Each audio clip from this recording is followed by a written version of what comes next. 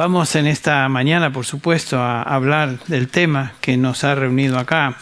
Toda la semana hemos estado pensando, recordando, durante la Semana Santa, el sacrificio de Cristo en la cruz, que obviamente no terminó con su muerte, sino que culmina con su resurrección, el triunfo final. Muchos libros se han escrito acerca de la resurrección, artículos, disertaciones doctorales, todo tipo de escrito acerca de la resurrección de Jesucristo. Múltiples sermones, miles y miles de sermones se han predicado en cuanto a este tema. Un sinnúmero de discursos, charlas, pláticas académicas se han dado en cuanto a la resurrección. Y la mayoría de estos escritos o discursos o lo que sea se enfocan en un ángulo particular que trata de contestar esta pregunta: ¿cómo probar la resurrección? ¿Cómo demostrar que Cristo resucitó? ¿Qué pruebas podemos identificar que demuestren que Jesucristo realmente resucitó?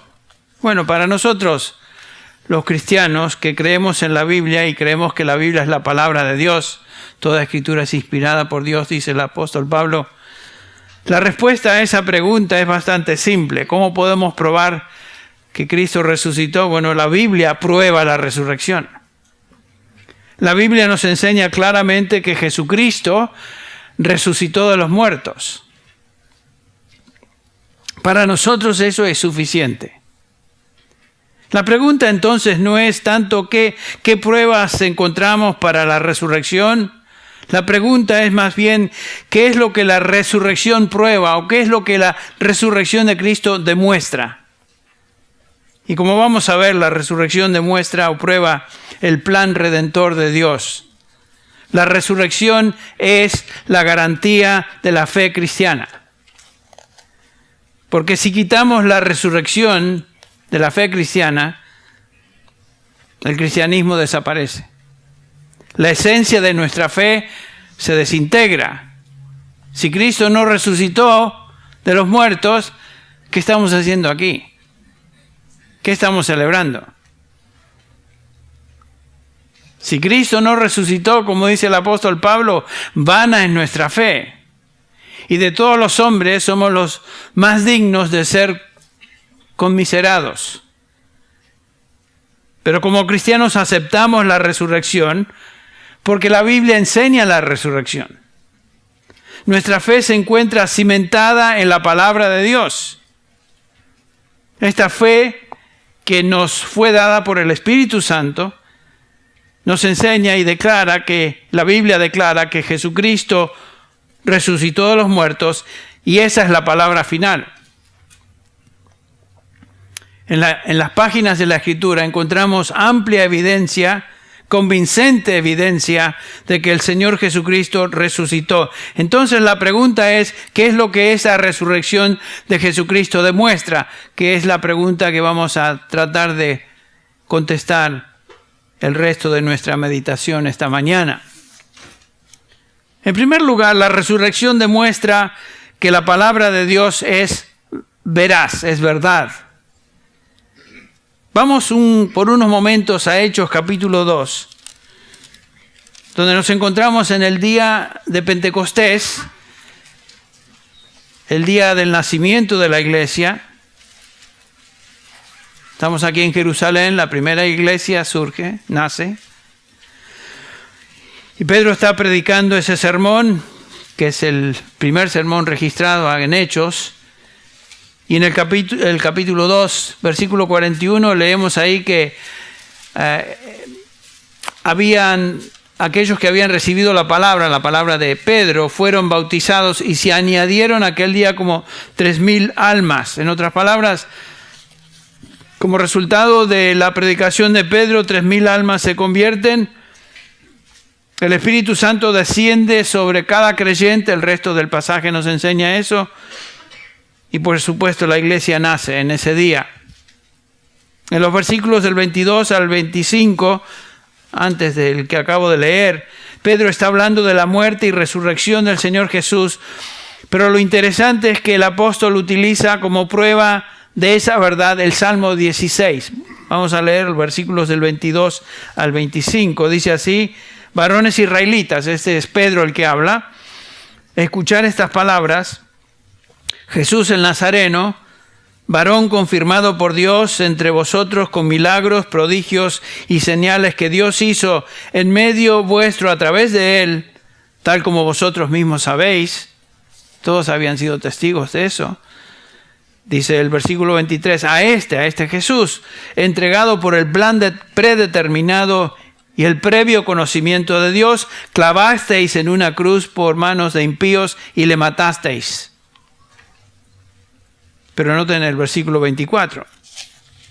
A quien Dios resucitó, poniendo fin a la agonía de la muerte, puesto que era imposible que él quedara bajo el dominio de ella. Porque David dice de él, y aquí Pedro habla del Salmo 16, lo que el rey David escribió. David escribe: veía siempre al Señor en mi presencia, pues está a mi diestra, porque ya no sea conmovido.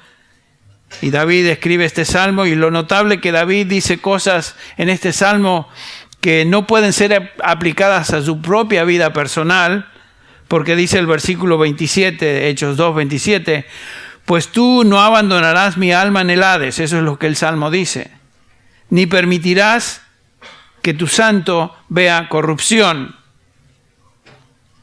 Bueno, eso obviamente no puede aplicarse a David, es algo futuro.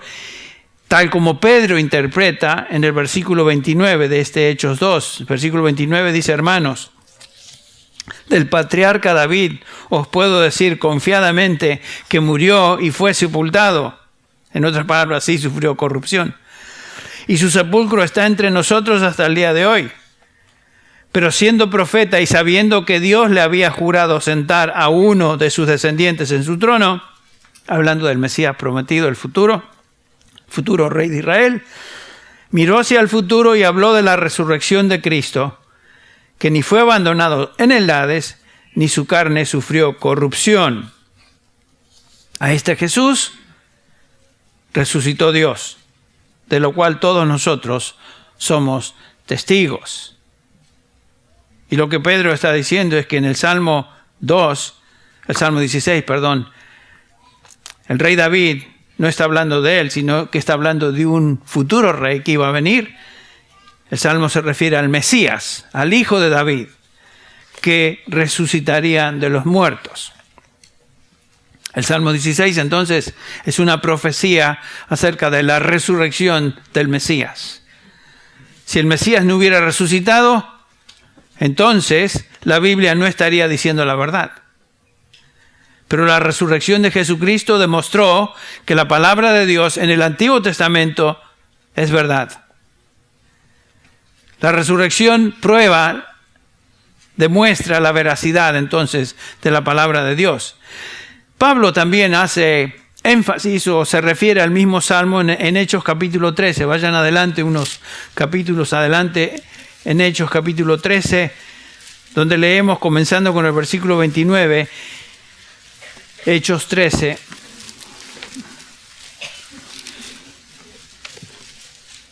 Versículo 29. Y cuando habían cumplido todo lo que estaba escrito acerca de él, de Jesús, le bajaron de la cruz y le pusieron en un sepulcro. Pero Dios le levantó de entre los muertos. Y por muchos días se apareció a los que habían subido con él de Galilea a Jerusalén, los cuales ahora son sus testigos ante el pueblo.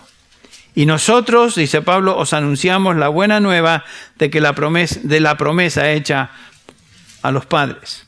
Y Pablo explica aquí que el salmista está diciendo, lo que el salmista estaba diciendo, el versículo 33 de este capítulo 13, Dios ha cumplido a nuestros hijos al resucitar a Jesús, como también está escrito en el Salmo 2, o sea, el Salmo 2, y aquí es una referencia al Salmo 2, versículo 7, Hijo mío eres tú, yo te he engendrado hoy. y en cuanto a que le resucitó de entre los muertos para nunca más volver a ver corrupción. Y obviamente esta es una extracción, una referencia a Isaías 55:3. Dios ha hablado de esta manera: os daré santas y fieles misericordias prometidas a David. Y Pablo continúa repitiendo ahora sí las palabras del Salmo 16, al que Pedro ya se había referido. El versículo 35 dice: por tanto, dice también en otro salmo, no permitirás que tu santo vea corrupción. Porque David, después de haber servido el propósito de Dios en su propia generación, durmió, o sea, murió, y fue sepultado con sus padres y vio corrupción, pero aquel a quien Dios resucitó no vio corrupción. Otra vez vemos que Pablo utiliza 3 profecías del Antiguo Testamento: el Salmo 2, Salmo 16 e Isaías capítulo 55, para demostrar o para predicar la resurrección de Jesucristo. Entonces la resurrección prueba una vez más la veracidad del Antiguo Testamento. Si Jesús no resucitó, entonces el Antiguo Testamento no dice la verdad. La palabra de Dios, sin embargo, es veraz. Podemos confiar en ella, toda la Escritura. Otra referencia en Hechos que nos enseña lo mismo, y aquí el apóstol Pablo está hablando una vez más, declara en Hechos 26-22, unos capítulos más adelante: así que habiendo, Hechos 26-22, a veces tengo la tendencia a apresurarme mucho, y cuando la encuentran ya estoy a 10 millas de ustedes. Hechos 26-22. Así que habiendo recibido ayuda de Dios, continúa hasta este día testificando, dice Pablo, tanto a pequeños como a grandes, no declarando más que los profetas y Moisés dijeron que sucedería. Pablo está diciendo: yo estoy predicando a Jesucristo, su obra, su resurrección, y todo esto viene de Moisés y los profetas. O sea, no es nada nuevo. ¿Qué es lo que sucedería? El versículo 23 dice, noten, que el Cristo había de padecer y que por motivo de su resurrección de entre los muertos, él debía ser primero en proclamar la luz tanto en el pueblo judío como entre los gentiles. Y esta es una referencia a 2 pasajes, uno en Isaías 42 y otro en Isaías 49. Entonces, la palabra del Antiguo Testamento, la palabra de Dios en el Antiguo Testamento es verdad, es veraz. Lo que dice es verdad, podemos confiar en ella. Pero veamos lo que Jesús dice acerca del Antiguo Testamento, también en referencia a su crucifixión y su resurrección. Ustedes recuerdan allá en el capítulo 24, si quieren verlo, un segundo, 24 de Lucas, después de su crucifixión y resurrección, en Jerusalén, Jesús se encuentra con 2 de sus discípulos en camino a Emaús. Ustedes recuerdan el famoso camino a Emaús. Aquí están estos 2 discípulos preocupados, desanimados, porque su Mesías había sido crucificado y había sido sepultado, y por supuesto ellos no estaban conscientes, no sabían que había resucitado. Y Jesús se les une, después de su resurrección, en camino a Emaús, y cariñosamente los reprende. Noten lo que dice. Lucas 24, 25. Entonces Jesús les dijo: oh insensatos y tardos de corazón para creer todo lo que los profetas han dicho. ¿Ven? ¿No era necesario que el Cristo padeciera todas estas cosas y entrara en su gloria? Y noten este versículo 27. Y comenzando por Moisés y continuando con todos los profetas, les explicó lo referente a él en todas las escrituras. ¿Qué escrituras? Las únicas escrituras que ellos tenían en el Antiguo Testamento. O sea que todas las escrituras son una preparación y predicción y hablan de la venida de Cristo Jesús, su obra, su crucifixión, su muerte en la cruz y por supuesto su resurrección. Todas las escrituras hablan del Mesías. El Mesías que iba a morir y resucitar. Y Cristo afirma eso.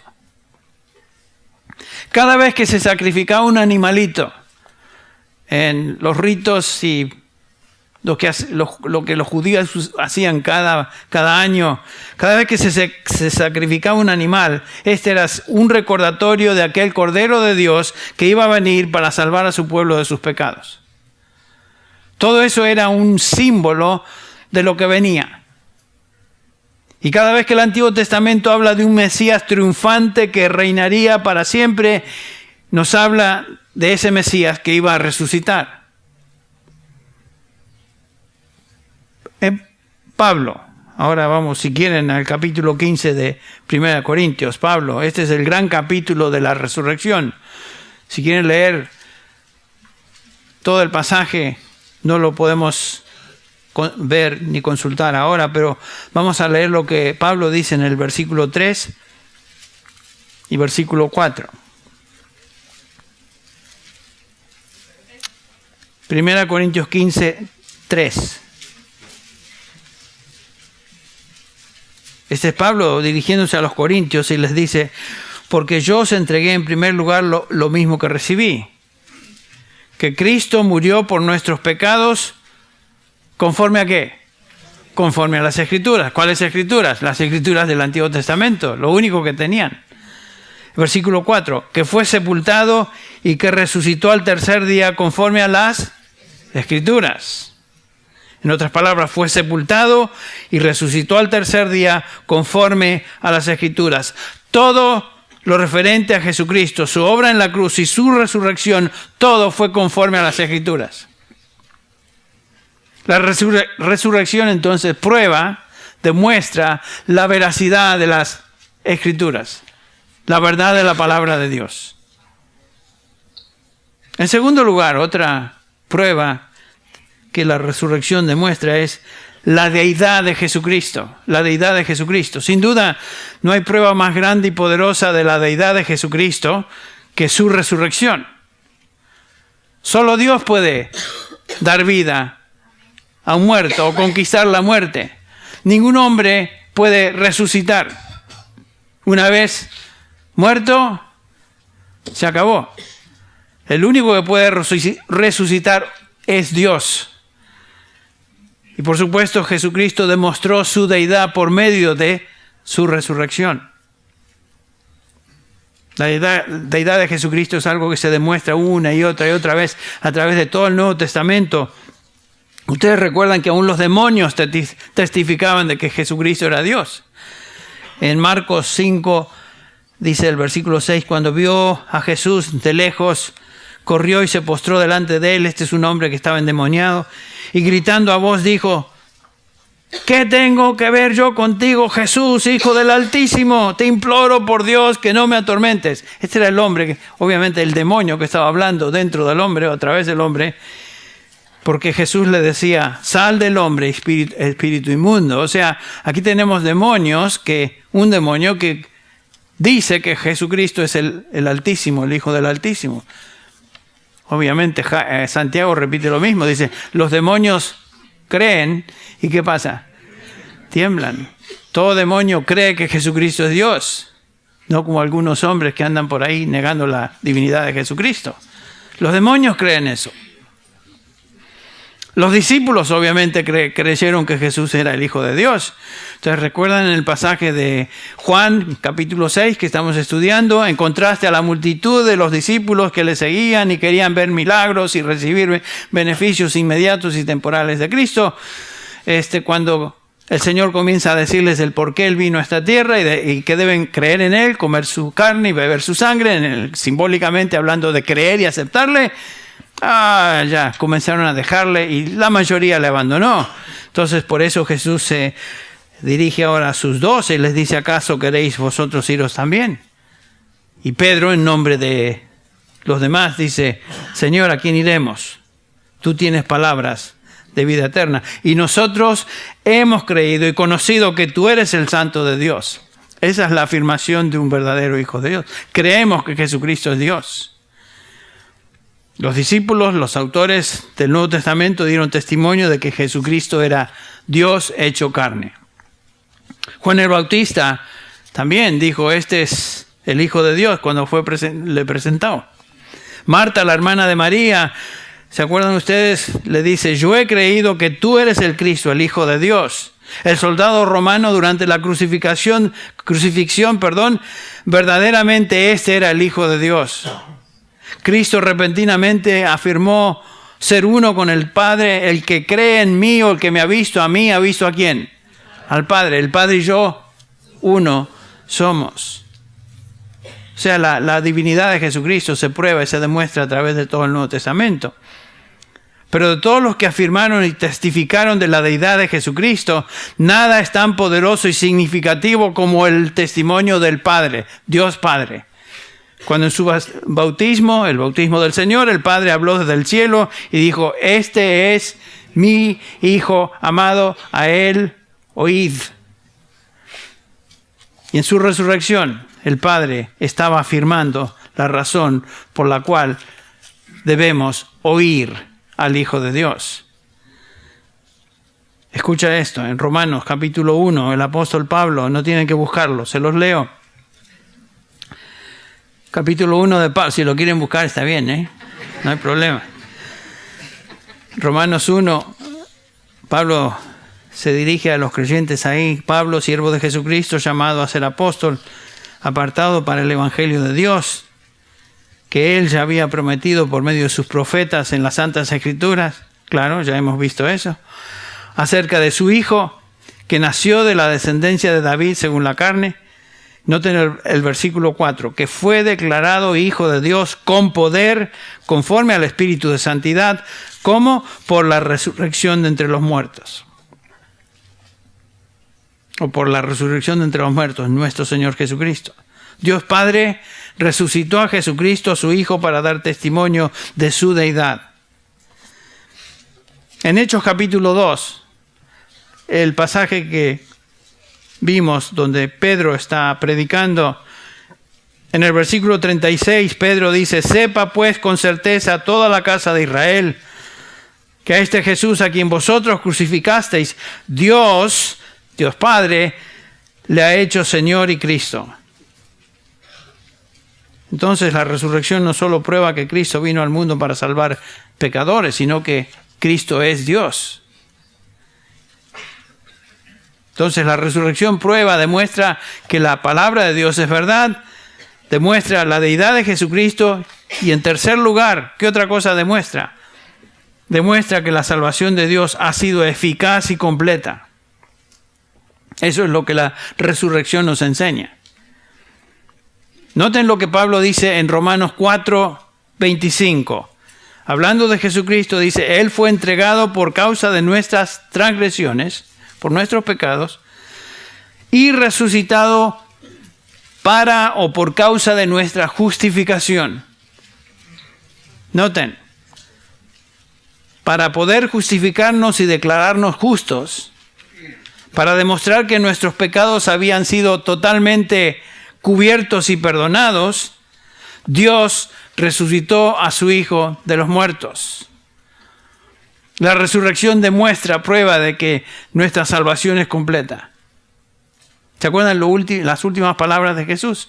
Antes de expirar, dijo, consumado es. Muere, está en la tumba 3 días y resucita al tercer, dando evidencias con su resurrección de que su obra fue eficaz, de que la salvación de Dios fue completa. Entonces la resurrección fue la evidencia indispensable que demostró el valor eficaz y total de la muerte de Cristo sobre la cruz.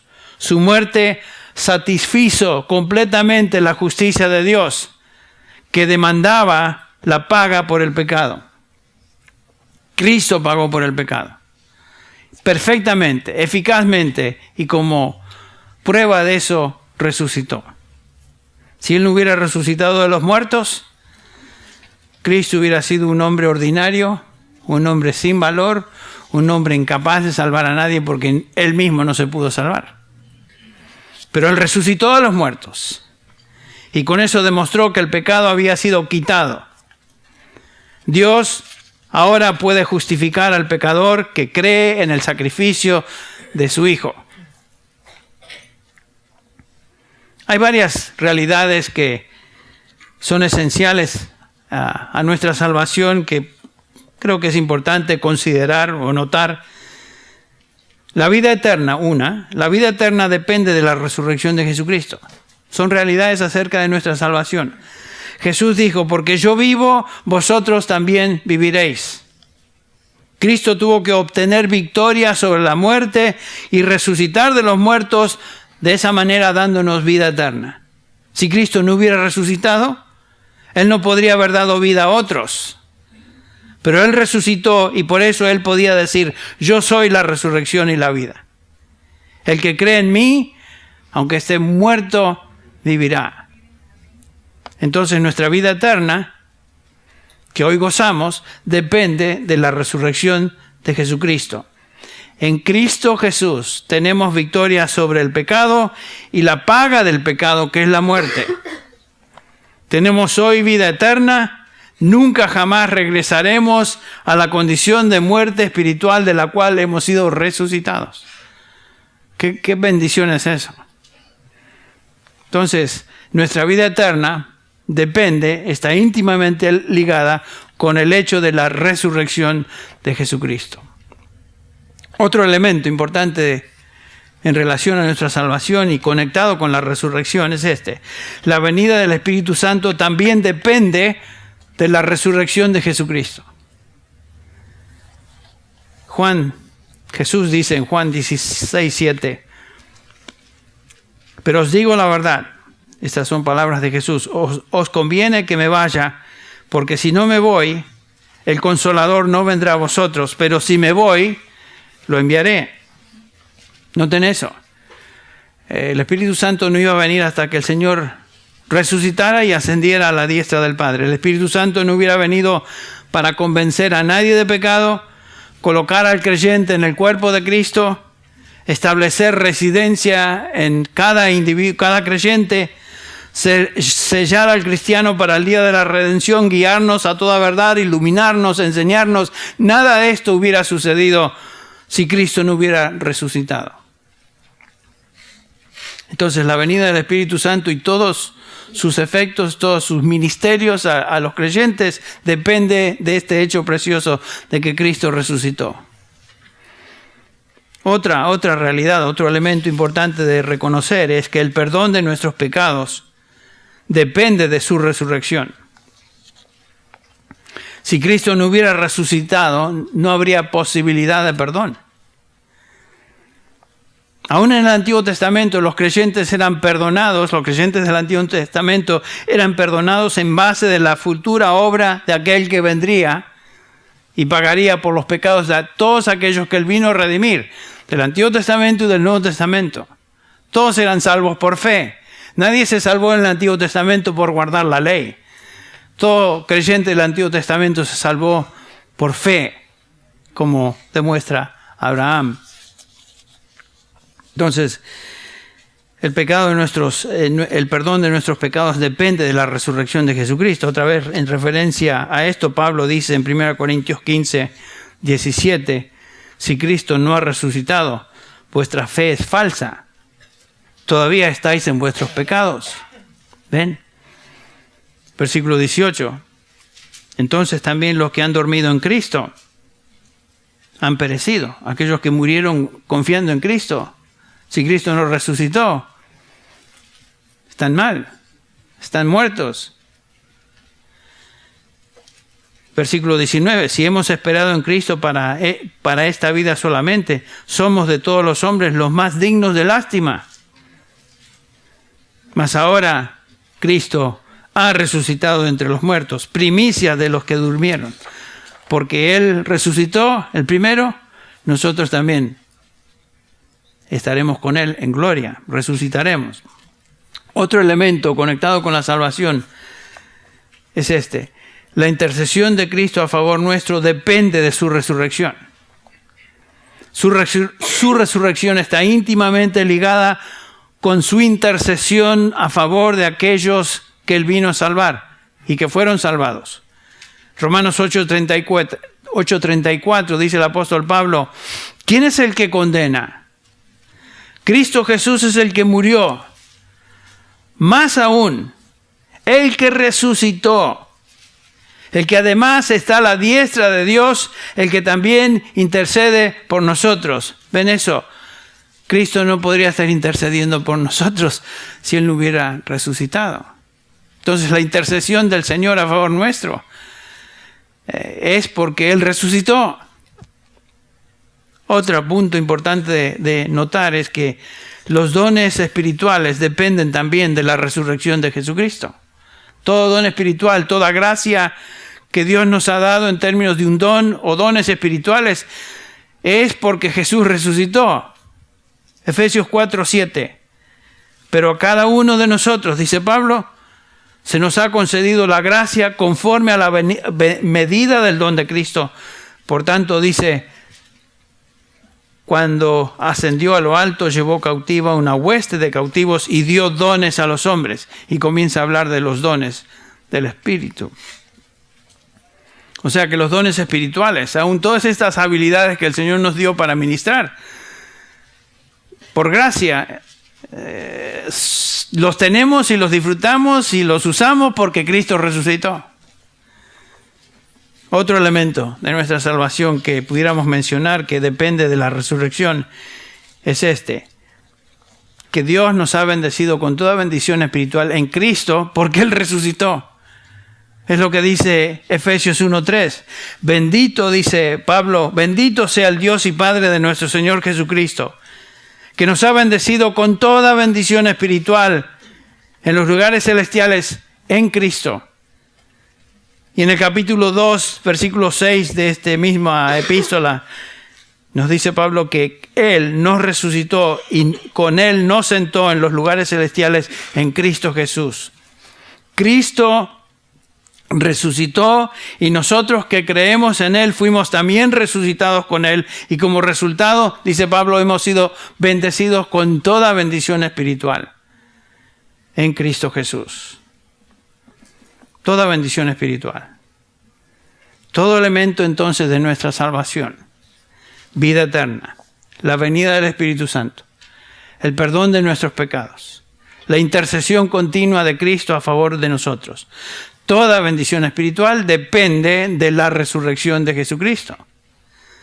Entonces podemos ver esta preciosa realidad.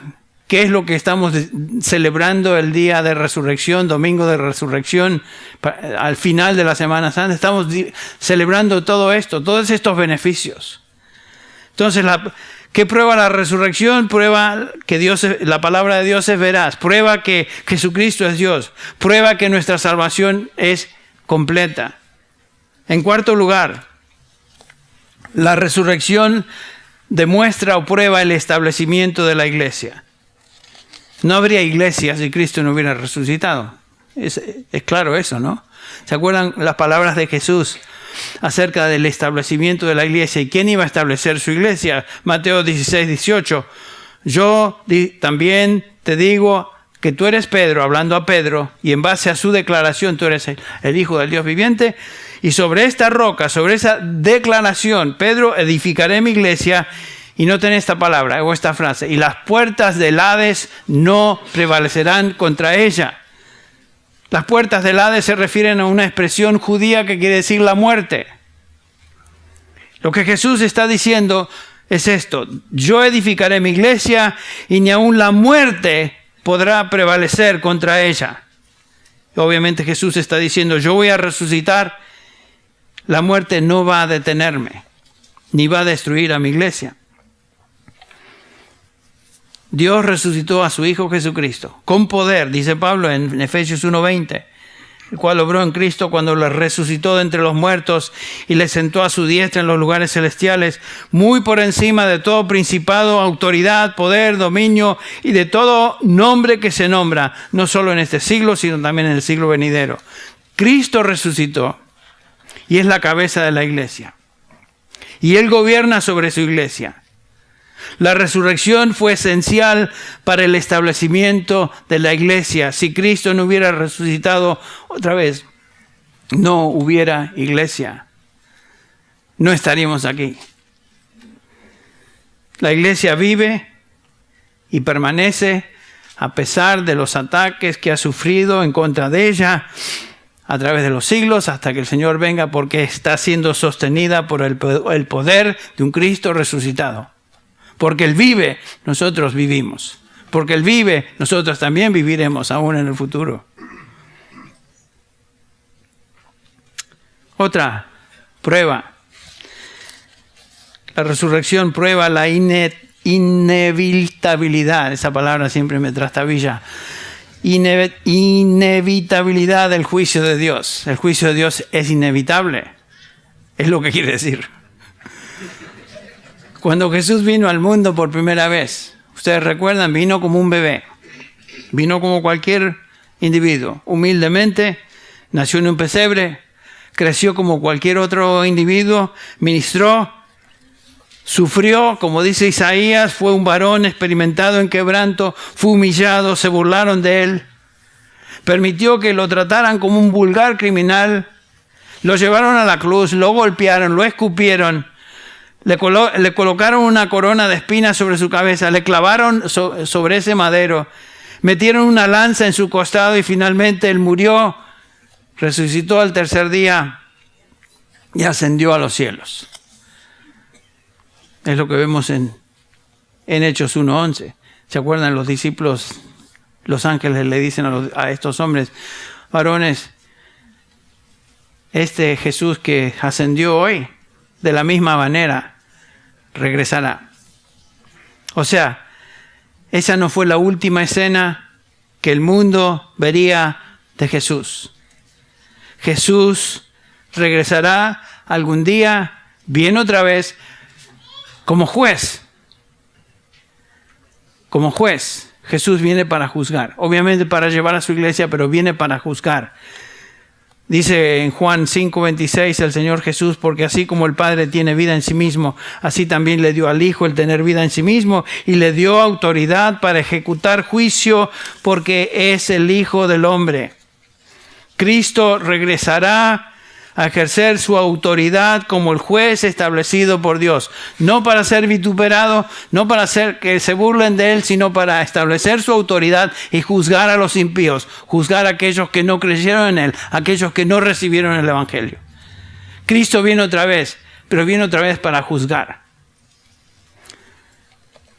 Palabras realmente impresionantes de las que leemos en Tesalonicenses, segunda Tesalonicenses, que Cristo va a venir para juzgar, dando retribución, versículo 8, segunda Tesalonicenses 1, versículo 8, dando retribución a los que no conocen a Dios y a los que no obedecen el Evangelio de nuestro Señor Jesús. Estos sufrirán el castigo de eterna destrucción, excluidos de la presencia de Dios y de la gloria de su poder, cuando Él venga para ser glorificado de sus santos. Cristo viene otra vez, pero viene otra vez para juzgar. Y por supuesto, a la luz de esa realidad, es que Pablo está predicando en Atenas, en el capítulo 17 de Hechos, y dirigiéndose a estos atenienses les dice, versículo 30, Hechos 17:30, por tanto, habiendo pasado por alto los tiempos de ignorancia, Dios declara ahora a todos los hombres, nadie se escapa, a todos los hombres, en todas partes, que se arrepientan. ¿Por qué? Versículo 31, porque Él ha establecido un día en el cual juzgará al mundo con justicia por medio de un hombre. ¿Quién es ese hombre? El Hijo de Dios, Jesucristo. Jesucristo viene otra vez para juzgar. ¿Y qué credenciales tiene Cristo para juzgar? Continúa diciendo Pablo en este versículo 31, a quien ha designado, habiendo presentado pruebas a todos los hombres, al resucitarle de entre los muertos. La resurrección, preste atención a esto, es el acto del Padre mediante el cual establece y designa a Cristo, su Hijo, como juez. Y por eso Pablo dice que Dios manda a todos los hombres a que se arrepientan. Hay tiempo, mientras tengas vida, mientras estés sobre esta tierra, mientras el Señor te dé la oportunidad de escuchar el Evangelio, hay tiempo de arrepentirse. La resurrección es el acto de Dios por el cual Él establece y designa a su Hijo Jesucristo como el juez. Cristo va a juzgar a los vivos y a los muertos. En Romanos 14:9 dice el apóstol Pablo, porque para esto Cristo murió y resucitó, para ser el Señor tanto de los muertos como de los vivos. Pueden ver ustedes cuántas realidades de la fe cristiana están íntimamente ligadas con la resurrección de Jesucristo. La resurrección prueba la veracidad de la palabra, la deidad de Jesucristo, lo completo de nuestra salvación, el establecimiento de la iglesia, lo inevitable del juicio de Dios y por último, y con esto concluimos, número 6, la resurrección prueba y garantiza la bendición eterna del pueblo de Dios, de los suyos. Me encanta este pasaje, Juan 14, del 1 al 4, del 1 al 3. Cuando Jesús se dirige a los suyos, va en camino a la muerte, se dirige a sus discípulos y les dice, no se turbe vuestro corazón. Versículo 1. Creed en Dios, o creéis en Dios, creed también en mí.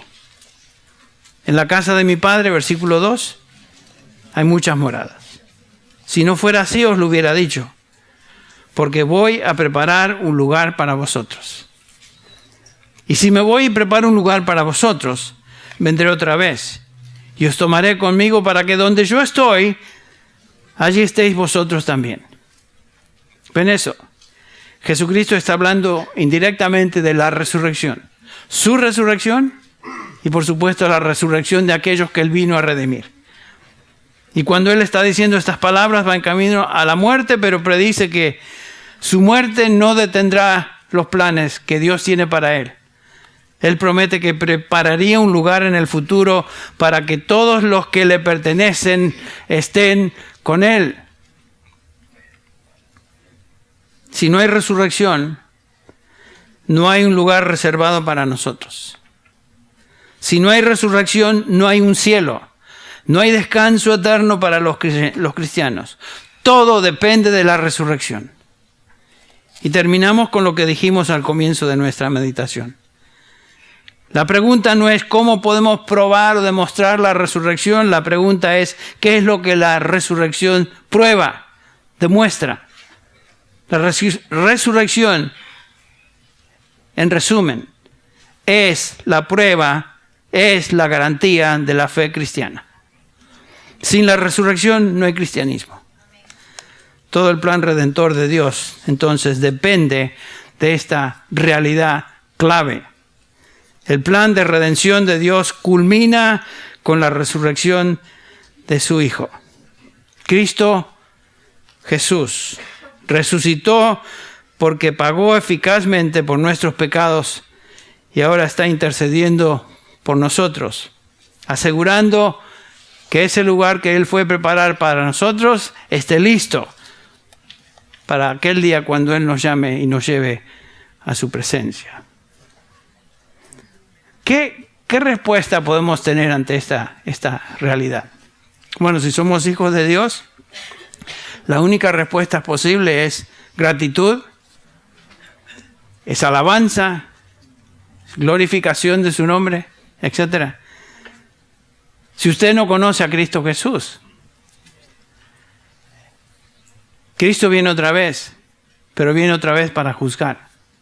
Y para juzgar a aquellos que no creen en el Evangelio, le han rechazado y le han dado la espalda. Es un llamado temible. Es algo que Pablo dice, por eso Dios demanda ahora a todos los hombres a que se arrepientan. Este es el momento, este es el día. Y posiblemente algunos de ustedes están aquí el día de resurrección, día al final de una Semana Santa, como tantas personas van a la iglesia y como piensan que la fórmula es una vez al año no hace daño, vienen a la iglesia pensando, bueno, voy a cumplir con Dios hoy. ¿Sabes qué? Si has venido con esa actitud, tú necesitas salvación, tú necesitas confiar en Cristo Jesús. Tú estás aquí no por accidente, es porque Dios te está dando una oportunidad de reconocer qué es lo que esta resurrección significa, qué es lo que significa para ti, y lo único que significa es que tú debes arrepentirte, poner tu fe en Cristo Jesús. Jesús invita y nos dice: venid a mí todos los que estáis trabajados y cargados por el pecado, cargados por sus ofensas a Dios, cargados por todo lo que les agobia en esta vida. Y Jesús dice: venid a mí todos los que estáis trabajados y cargados, que yo os haré descansar. Hablando de salvación. Si tú te encuentras en esa condición hoy y no conoces a Cristo, el Señor Jesús te invita: ven a mí, ven a mí. Y el que a mí viene de esa manera diciendo: Señor, yo reconozco que soy pecador. Entiendo que tú moriste en esa cruz para salvar a una persona como yo. Que tú pagaste en esa cruz por pecadores y pecados como los que yo tengo. Señor, perdóname, sálvame. Y si tú sinceramente dices eso al Señor, Él no te va a echar afuera. Él te va a salvar. El que en mí cree, tiene vida eterna.